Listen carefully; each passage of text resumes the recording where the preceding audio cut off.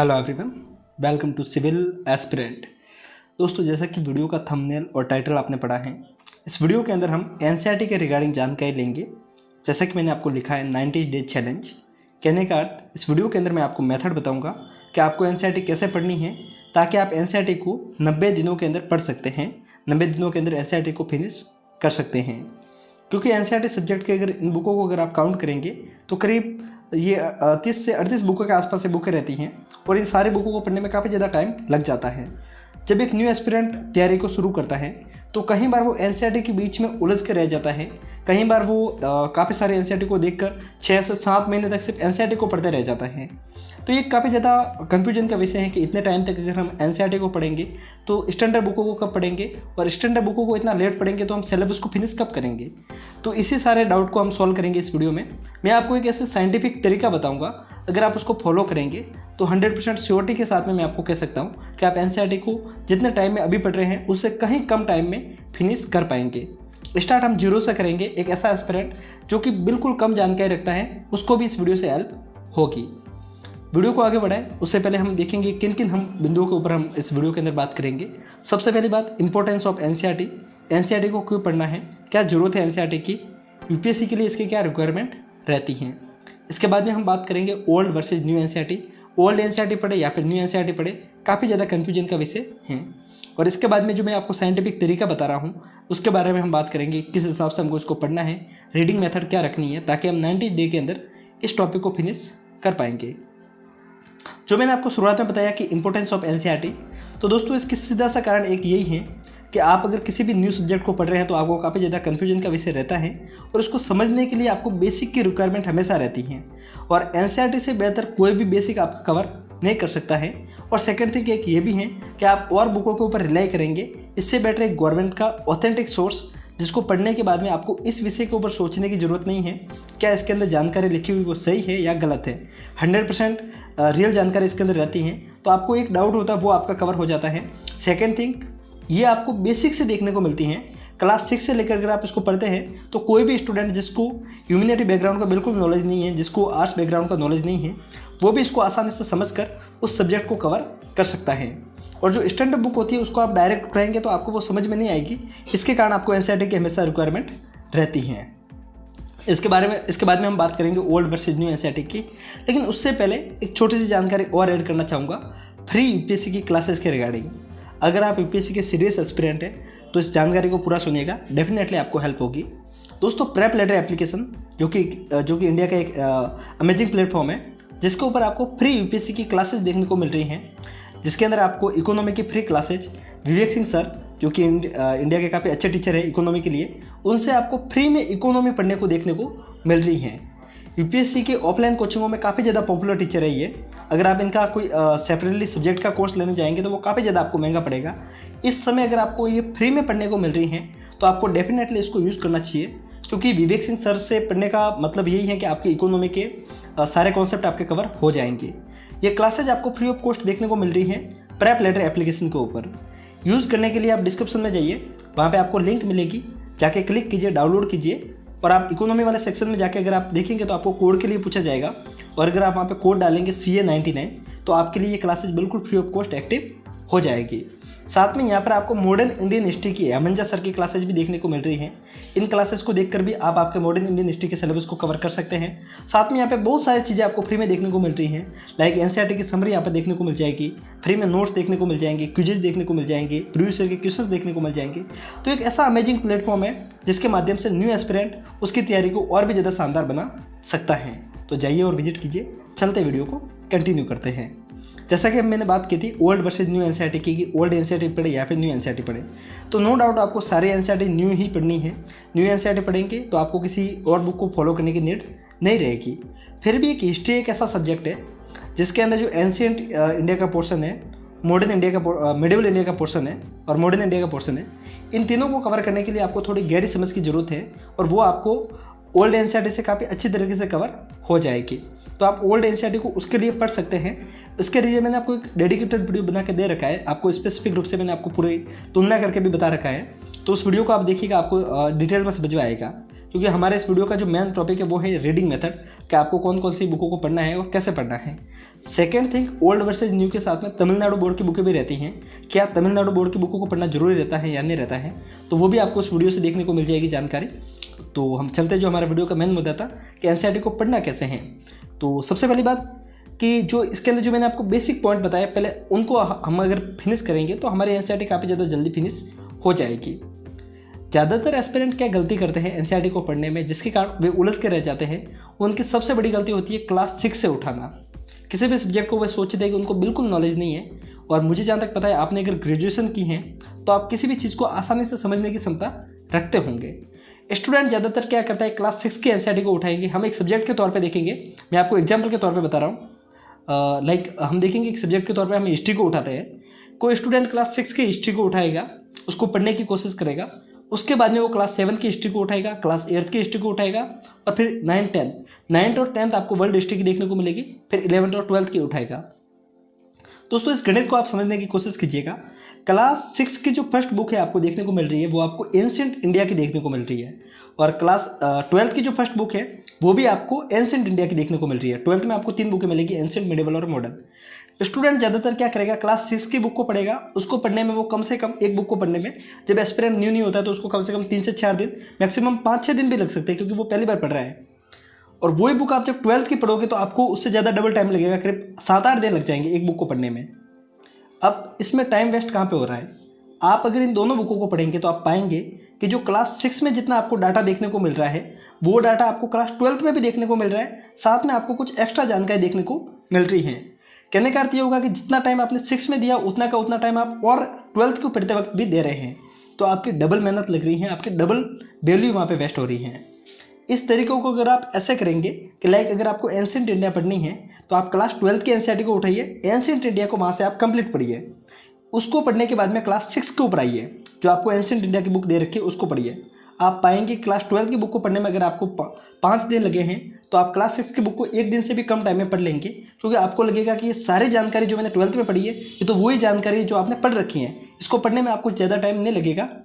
इसके कारण मैं आपसे कह रहा हूँ कि अगर आप किसी बुक को पढ़ रहे हैं तो ट्राई कीजिए कि ऊपर से स्टार्ट होकर नीचे की तरफ आइए। आप अगर डाउन स्टेप उतरेंगे तो आपको समझ में आएगा कि जो चीज़ें आपने पढ़ रखी है वही आपको वापस से पढ़नी है, और जब किसी चीज़ को रिवीजन करने का टाइम आता है तो वो जल्दी हो जाती है। ज़्यादातर स्टूडेंट 6 से उठाता है, वही चीज़ वापस 7th में पढ़ता है, वही चीज़ 8th में पढ़ता है, 9th, 10th, 11th, 12th में पढ़ता है, तो हर बार उसको न्यू जानकारी देखने को मिलती है, इसके कारण टाइम भी ज़्यादा लगता है। अगर ये क्या 12th की चीज़ पहले पढ़ेगा तो उसको कम टाइम लगेगा, और उस चीज़ को वो पढ़ रखा होता है तो उसको सिर्फ रिवीजन करना है, एज ए नॉवेल की तरह पढ़ना है। पहला स्टेप तो आपको ये करना है, क्लास 6 से न उठाकर आप क्लास 12th से उठाइएगा। लेकिन इसके अंदर भी एक डिस्क्लेमर जरूर दूंगा, एक ऐसा एस्पिरेंट जिसको बिल्कुल भी हिस्ट्री के लिए जानकारी नहीं है, हिस्ट्री के रिगार्डिंग बिल्कुल जानकारी नहीं है, वो तो फिर क्लास 6 से ही उठाएगा। ऐसा मुझे नहीं लगता कोई एस्पिरेंट होगा जिसको बिल्कुल नॉलेज नहीं है हिस्ट्री के रिगार्डिंग, ऐसा हो नहीं सकता। फिर भी है तो फिर आप क्लास 6 से उठाइएगा, क्योंकि डायरेक्ट फिर आपको समझने में थोड़ी सी दिक्कत होगी। लेकिन एक बेसिक अंडरस्टैंडिंग अगर आपके अंदर है तो आप क्लास 12th की बुक को भी आसानी से समझ सकते हैं। पहला आपको मैंने जो तरीका बताया वो स्टार्ट कीजिए क्लास 12th से। सेकेंड थिंग, ज़्यादातर मैं एस्पिरेंट के साथ में जो समस्या देखता हूँ वो यही है कि वो जब एनसीईआरटी की बुक को उठाएंगे तो उस बुक को ऐसे उठाएंगे लाइक कोई भगवत गीता को पढ़ रहे हैं, वैसे उसको पूरा डिटेल में पढ़ने की कोशिश करेंगे, एक एक लाइन के अर्थ को समझने की कोशिश करेंगे।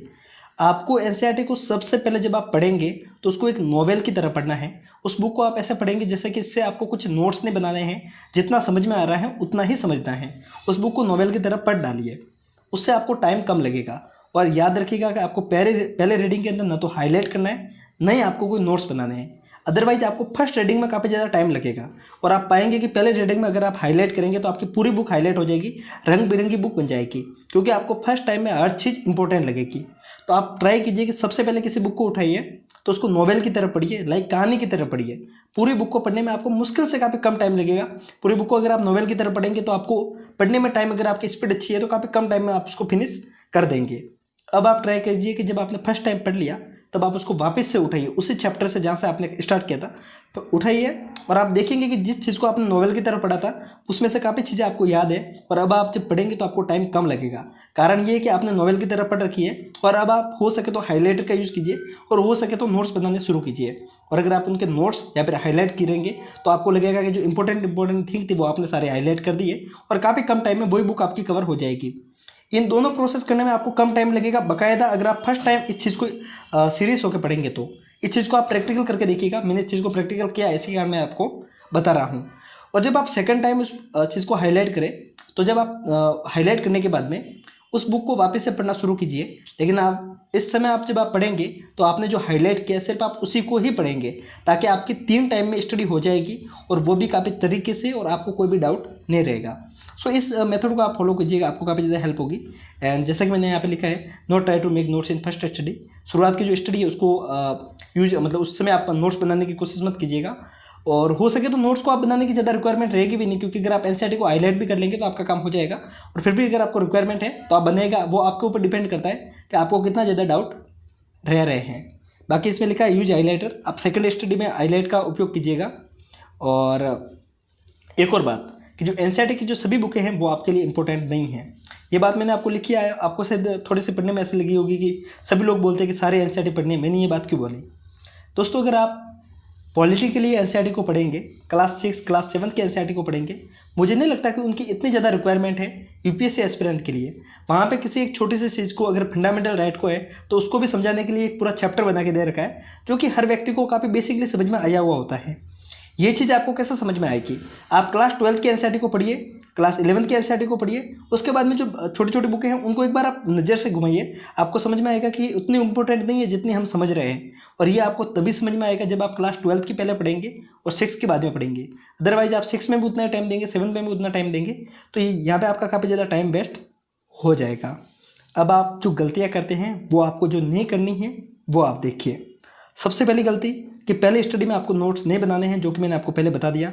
सेकंड गलती, आपको क्लास 6 से स्टार्ट नहीं करनी है, आपको ऊपर से स्टार्ट करनी है, आपको डाउन स्टेप उतरना है, ताकि आप उस चीज़ को जल्दी पढ़ पाएंगे। और थर्ड, जब आप किसी एनसीईआरटी के लिए डाउट में रहते हैं तो आप जाके यूट्यूब पे वीडियो देख लेते हैं। दोस्तों, हम यूपीएससी के लिए प्रिपरेशन कर रहे हैं, और आप अगर यूट्यूब के ऊपर जाके देखेंगे तो प्रत्येक क्लास के लिए टीचरों ने हर सब्जेक्ट के लिए काफ़ी ज़्यादा वीडियो लेक्चर उन्होंने बना के दे रखे हैं। और मैं आपको बताऊं तो कंप्लीट यूपीएससी की कोचिंग को अगर करेंगे किसी भी ऑफलाइन कोचिंग में, तो आपको अप्रोक्सीमेट मान के चलिए आपको 3 घंटे की क्लास होती है, करीब 200-300 घंटे के आसपास, 200 क्लास के आसपास रहती हैं, 200-250 क्लास के आसपास। तो अप्रोक्सीमेट आप मान सकते हैं करीब 700 घंटे के आसपास रहती है। आप अगर यूट्यूब के ऊपर जाके देखेंगे तो आपको सिर्फ 700 घंटों के आसपास तो सिर्फ एनसीईआरटी पढ़ाई हुई देखने को मिल जाएगी। 700 घंटे शायद मैंने ज़्यादा बोलती है, लेकिन करीब आपको 200-300 घंटे तो आपको देखने को मिल जाएंगे सिर्फ एनसीईआरटी के लिए। दोस्तों, अगर आप इतना टाइम एनसीईआरटी के वीडियो देखने को देंगे तो आप पढ़ेंगे कब? इस बात को आप थोड़ा सा ध्यान में रखिएगा कि आपको वीडियोस देखने नहीं है एनसीईआरटी की क्लासेस के लिए। एनसीईआरटी को जितना हो सके अपने स्तर पे समझिएगा, क्योंकि आप बच्चे नहीं हैं, आप यूपीएससी के लिए तैयारी कर रहे हैं, इंडिया के सबसे टफेस्ट एग्जाम के लिए तैयारी कर रहे हैं। अगर आप इसके लिए बार बार किसी की सहायता लेंगे तो आप लंगड़े हो जाएंगे, आप खुद सोचना बंद कर देंगे, आपको आपके स्तर पर सोचना, इसी कारण आपको एनसीईआरटी के लिए कहा जाता है। आप ऐसा नहीं कि भाई क्लास 6 की बुक ली और आप उसी को यूट्यूब पे जाके देखेंगे तो आप पाएंगे क्लास 6 की करीब आपको 12 से 13 घंटे में वहाँ पे आपको से क्लास 6 की पढ़ा रखी है बुक को, और उसी बुक को आप 5-6 घंटे में पढ़ सकते हैं, तो क्यों 12 घंटे देने हैं वीडियो लेक्चर को देखने में? तो वहाँ पर आपको आपका टाइम वेस्ट नहीं करना है। थोड़ा इस बात का आप ध्यान रखिएगा ताकि आपको काफ़ी चीज़ समझ में आ जाएगी। बाकी बात, इन सारी चीज़ों से सबसे ज़्यादा इंपॉर्टेंट होती है टारगेट। दोस्तों, अगर आप टारगेट नहीं बनाएंगे तो एनसीईआरटी को आप 90 छोड़िए, आप 900 दिन में भी कंप्लीट नहीं कर पाएंगे। आपको एक टारगेट बनाना है कि 90 दिनों में आपको एनसीईआरटी को पढ़ना है। सारे बुक लाइए, कौन कौन से इंपॉर्टेंट है, क्या आपकी साइंस की बुकों की आपको रिक्वायरमेंट है। अगर आप साइंस बैकग्राउंड से है तो मुझे नहीं लगता कि आपको एनसीईआरटी की रिक्वायरमेंट रहेगी, तो उनको आप लीव इट कीजिए। आप फिर देखिए कि आपको कौन कौन सी बुकें पढ़नी है। सबसे पहले 12th की सारी बुकों को लाइए, उनको टारगेट बनाइए कि लाइक इस 12th की बुक को, एंशिएंट इंडिया को आप इतने दिन में खत्म करेंगे, पॉलिटी की बुक को आप इतने दिन में खत्म करेंगे। टारगेट बनाइए, उसके बाद में आप डिवाइड कीजिए दिनों को और उसको पढ़ना शुरू कीजिए। अगर आप इस हिसाब से पढ़ेंगे तभी आप इन सारी बुकों को फिनिश कर पाएंगे। और दावे के साथ में मैं आपको कह रहा हूँ, अगर आप टारगेट और जो मैंने आपको मेथड बताई हैं डाउन स्टेप तक आने की, अगर आप इसको फॉलो करेंगे तो मैं आपको 90 दिन छोड़िए, आप उससे भी कम टाइम में इन सारी बुकों को ख़त्म कर लेंगे। और अगर आप इस मेथड को फॉलो करते हैं और अगर आपको ज़रा से भी हेल्प होती है तो कमेंट सेक्शन में मैं आपका इंतजार करूँगा कि आप वापस आएंगे, कमेंट करेंगे, ताकि न्यू एस्पिरेंट को इससे हेल्प होगी। दोस्तों, मेरा इस वीडियो का उद्देश्य महज इतना ही था कि आपको काफ़ी ज़्यादा हेल्प हो यहाँ से कि एनसीईआरटी को पढ़ते कैसे हैं। ये सारी चीज़ें हमको तब समझ में आती है जब हम पूरी प्रिपरेशन को कर लेते हैं, तब हमको समझ में आती है कि काश हमने ऊपर से पढ़ना शुरू किया होता तो हमारा टाइम कम वेस्ट होता। ये सारी चीज़ें काफ़ी टाइम में समझ में आती है, तब आपका टाइम वेस्ट हो चुका होता है। इससे बेटर अभी से इस चीज़ को शुरू कीजिएगा। बाकी मैंने आपको जो फ्री क्लासेस के बारे में जानकारी दी थी, उसकी लिंक आपको डिस्क्रिप्शन में मिलेगी, जाके उनको डाउनलोड जरूर कीजिएगा। दोस्तों मैं आपको इतना कह सकता हूँ कि ये जो टीचर है इनसे आपको वैसे पढ़ने में कभी देखने को नहीं मिलेंगे, ऐसे फ्री में आपको कभी भी ऐसा टीचरों से पढ़ने का मौका नहीं मिलेगा जो कि इंडिया के सबसे बड़े बड़े कोचिंगों में पढ़ा चुके हैं, वो आपको भी फ्री में पढ़ा रहे हैं। तो इस मौके को गवाइएगा मत, उनके एक्सपीरियंस को जरूर लीजिएगा ताकि आपकी जर्नी शानदार बनेगी। वक्त आपके पास में कम है, कम वक्त को काफ़ी अच्छी जगह लगाएंगे तो आपकी भी हेल्प होगी, और बेफालतू की चीज़ों को देखेंगे तब उससे बेटर है कि आप किसी अच्छी चीज़ को देखिए। कोड को यूज़ कीजिएगा CA99।